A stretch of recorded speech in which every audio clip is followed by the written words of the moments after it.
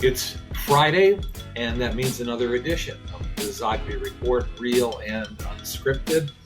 You know the score. My son Jeremy, business partner, and I every week take a look at hot issues in the U.S. and the world and try to examine them, generally from two completely different points of view, but oftentimes, or a few times anyway, we come up with some consensus. But as always, it's always respectable, respectful, and honest.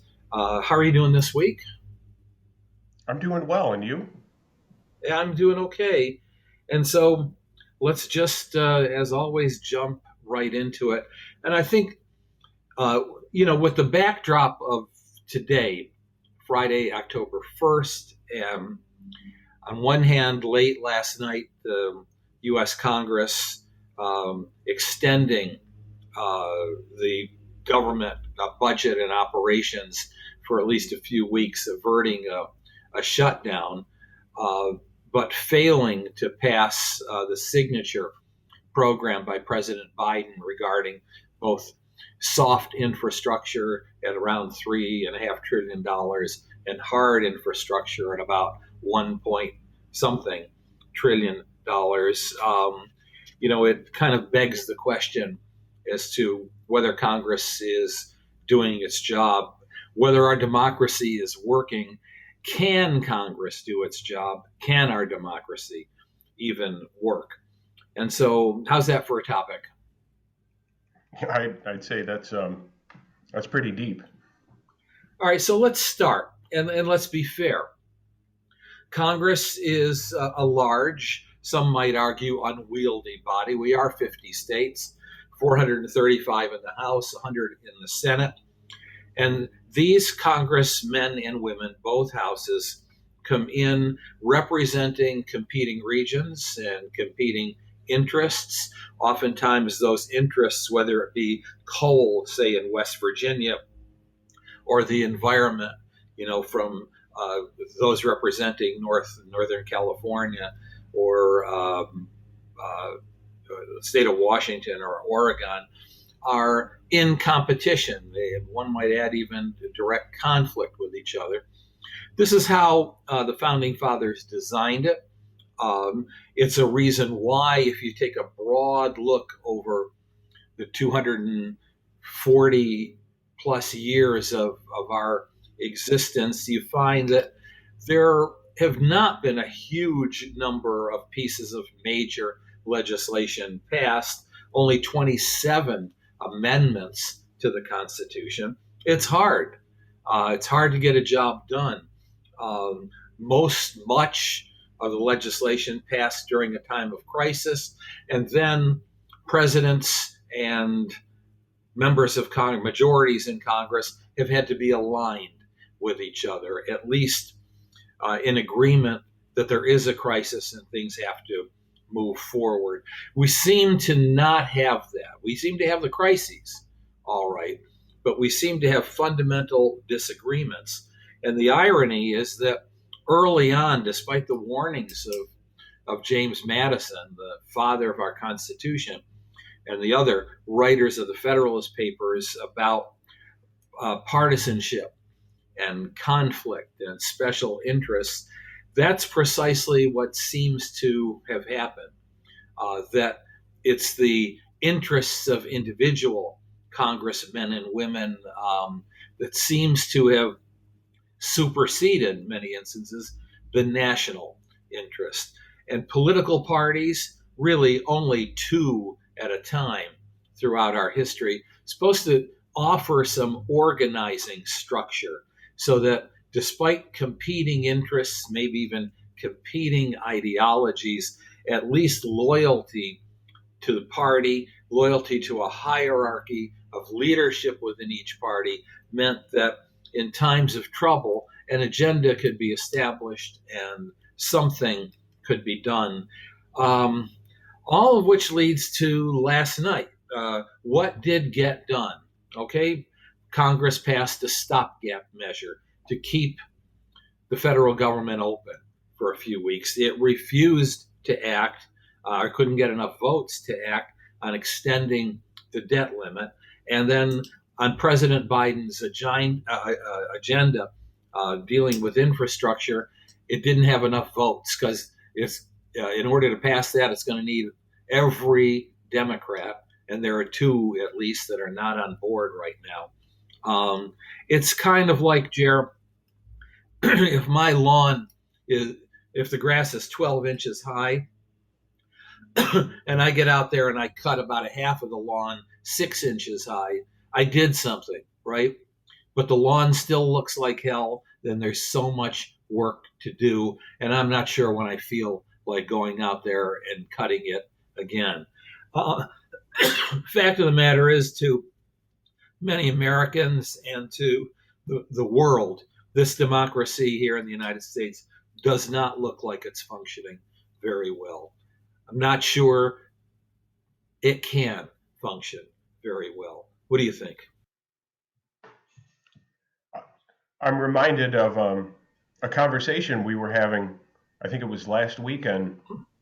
And I mean, I'm of the mindset, even though I was little, right? You always used to tell us the stories of the people you met outside of the house, and we always knew about the people that you were doing business with, and all kinds of interesting folks. And if I look back on it, it seems like, yes, there was tension between Democrats and Republicans, but by and large, they still agreed upon a lot of things.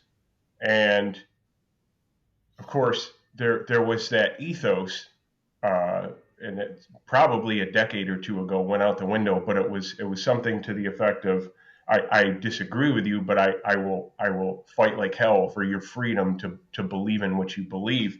And I think that was the essence of representative democracy. I think as an extension, it was encapsulating the rule of law. The rule of law was paramount, and you lost, and you got back on the horse, and you said, we've always got next time. And somewhere along the way, we've had revengeful democracy, not representative democracy. Representative democracy being encapsulated by rule of law, but a transition to revengeful democracy encapsulated by the rule of passion. And I see it in the results of 2016, both within the Democratic Party, right? Because half of the Democratic Party were on board with Bernie. And in 2016, they thought that he got the shaft. And a lot of Bernie supporters believed in 2020 that he got the shaft. And then, of course, the tumultuous events that resulted in January 6th, another denial. And so I don't think the system is broken. I think the parties are broken, is what I'm getting at.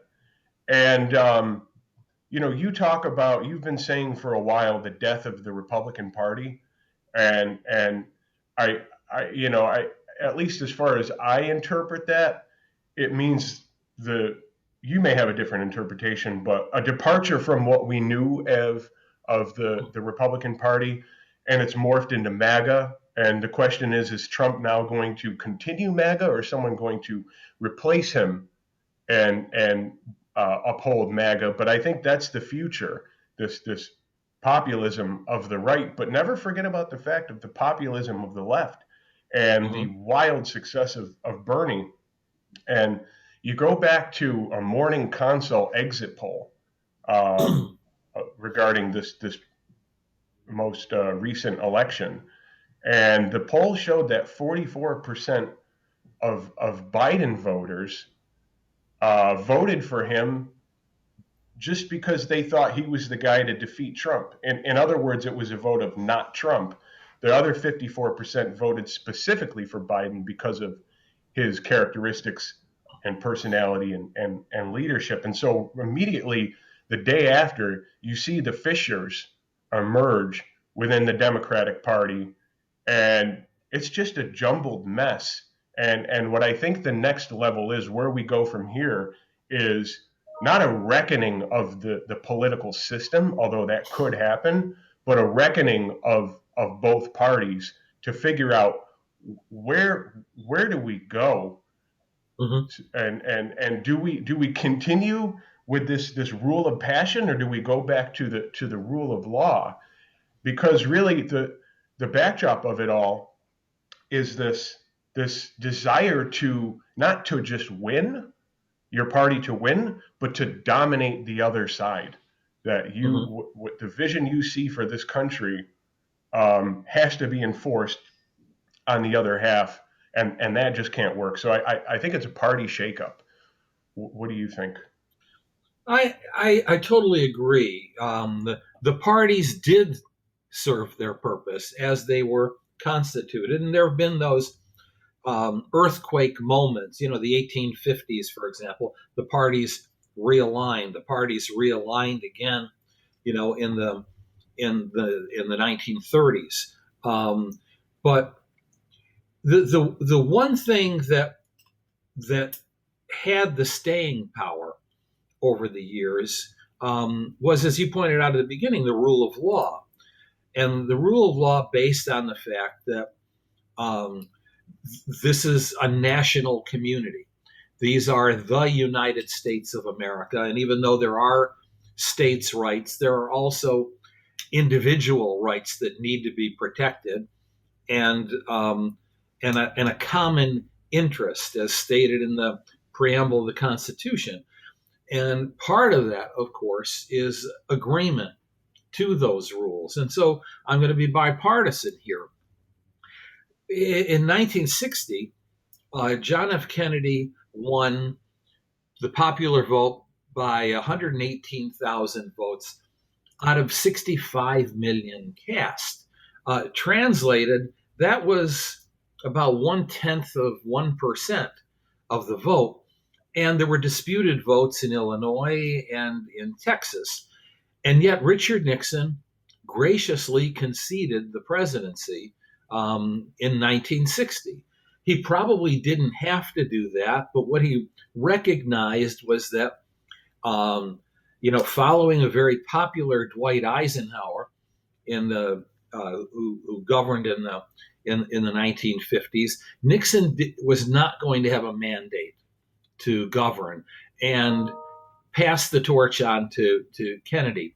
By the same token, equally gracious um, is Al Gore, who obviously challenged the results and should have challenged the results of the 2000 election. And yet, 4 years later, in an almost equally close vote, John Kerry conceded. Said this is like an intersection where you've got a pileup. At a four-way intersection, there are no stop signs. Somebody's got to back off. If we can't accept the fact that the other guy won the election, that's problem number one. The fact that you do have the Republican Party lined up on this false myth that the election results of 2020 are challengeable still and are illegitimate is the first problem. I'm going to agree with you that I imagine it would have been the same with progressives had Donald Trump won by the same margin. I think we're at a point where the national community idea has broken down, and the service is more to ideology, to my point of view, to my special interests, to my career, to my advancement up the political chain or the party leadership chain. And what's missing then is that sense of a national community. And I wonder if we're looking at two things, and this is not new, we've talked about this before. One is that the whole definition of political party, as well as the hierarchical structure of our political parties, needs to change. That's where I'm hoping that new structures and new organizations can replace them, designed by younger people with different modes of thinking and different technologies. The other is, I do wonder, and we've talked about it before, if it's past time for a constitutional convention, for us to, with the premise that we want a national community, for a good long look to be taken at the U.S. Constitution and to be determined what's once and for all. How do we move forward the next couple of 100 years with a structure that is less controversial? Yeah, well, you're absolutely right about it would have been the same from progressives had Donald Trump won. And actually, we know that because 2016 and the reaction to the election of Trump was a toddler meltdown. 2020, of course, was a teenager on steroids, right? A meltdown from a teenager on steroids. But you can see that, as you pointed out, there was a culmination. Now, I'm not going to go back to JFK, but clearly 2000 and 2004, although, as you mentioned, the losers accepted. Much of the public, I think, had they been rallied, would have fought. They could have been rallied to fight the results, but the leaders said, no, we're going to step down. But those were unresolved.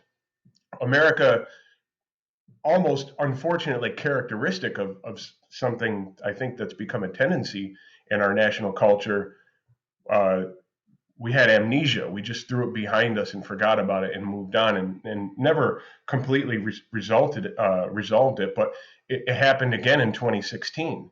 And this time it really boiled over. And 2020, of course, was a raging boil over. But,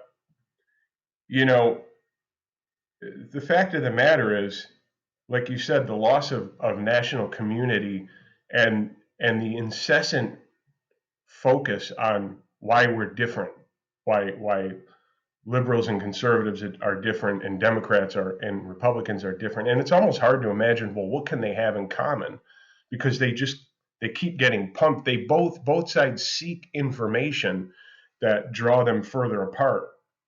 And I'm reminded of a couple weeks ago, and this is an analogy, is we were at a baptism, of course, for our family member, and this baptism was an Orthodox baptism, and of course we're Catholic, and I was talking with the priest, an Orthodox priest, and he said these words, and these were shocking. He said, we Orthodox and Catholics tend to focus on all of the differences that we have, but in all actuality, there's a lot more in common.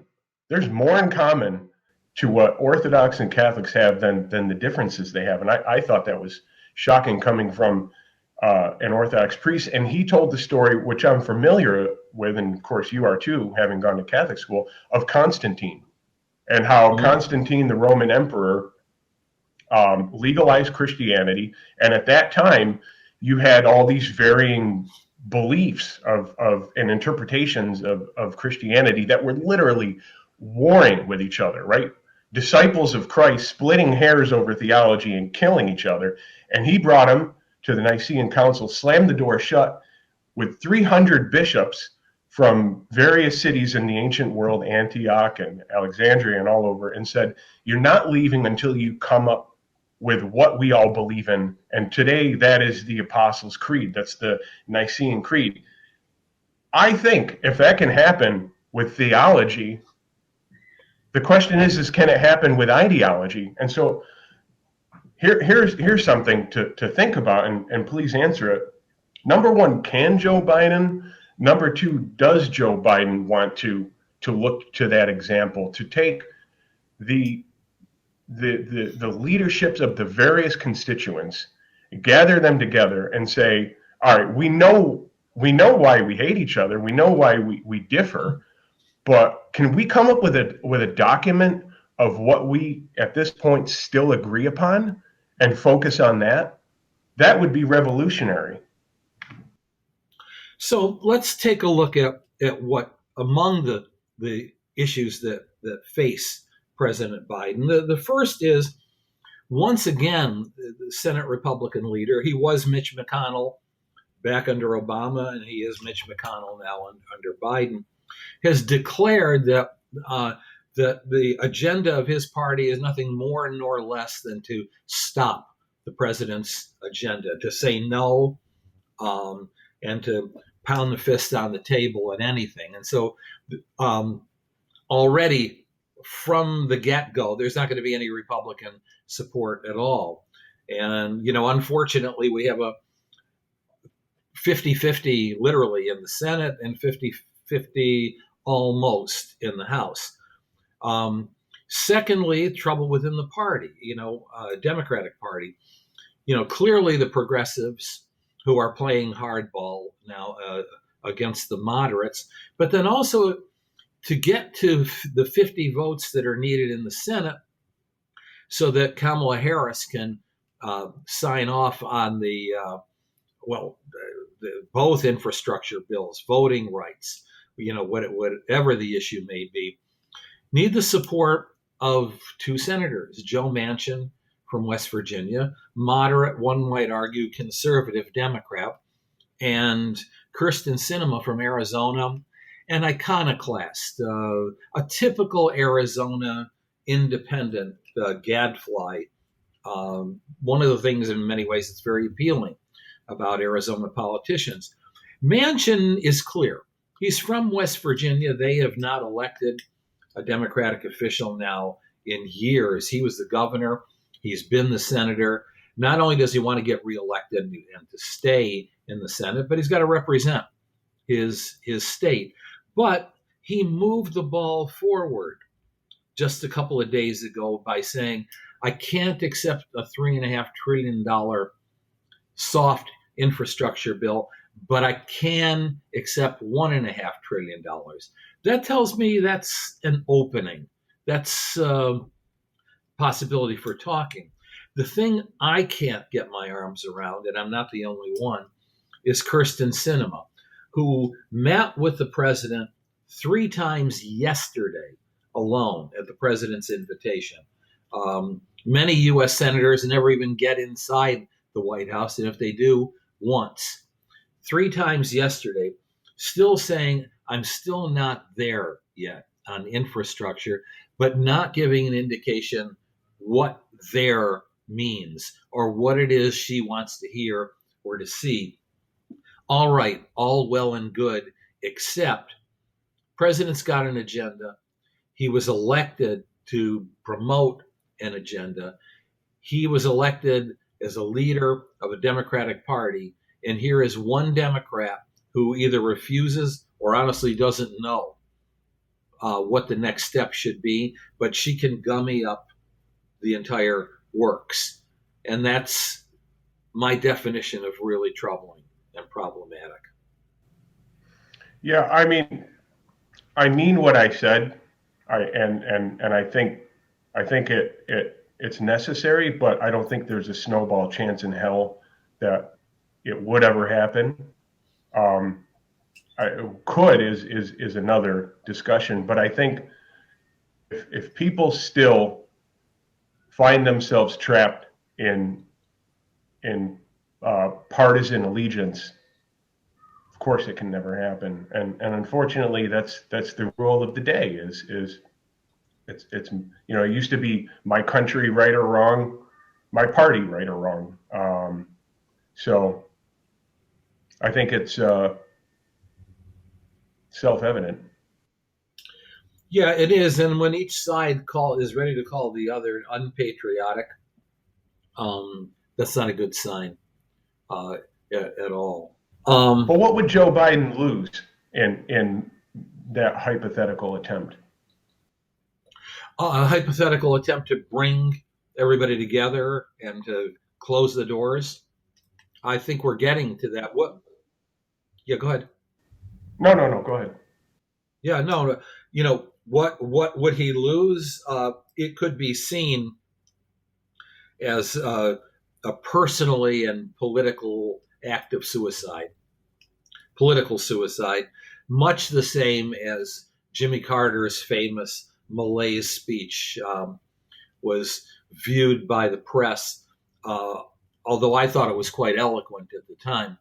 but was viewed by the press as throwing in the towel and saying these problems are just too big for any president and for any nation. So, but I think we're coming in other to words, that status quo. Yeah.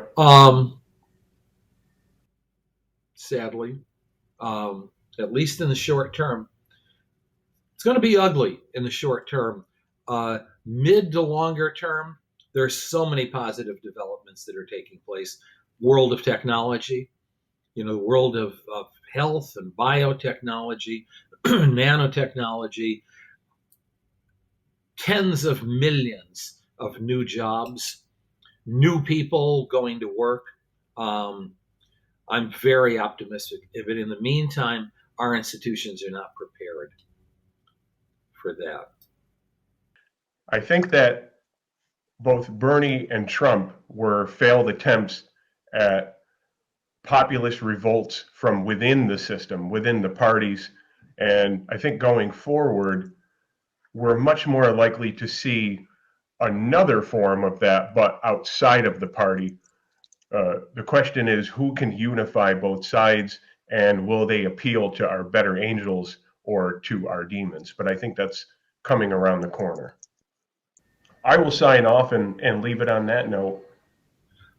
And I will too, and leave it on that note, except for a reminder that next week is our special guest, Parag Khanna, best-selling author and author of the work Move, about the importance of migration and how young people are driving unprecedented migrations and how that will change the way that we live.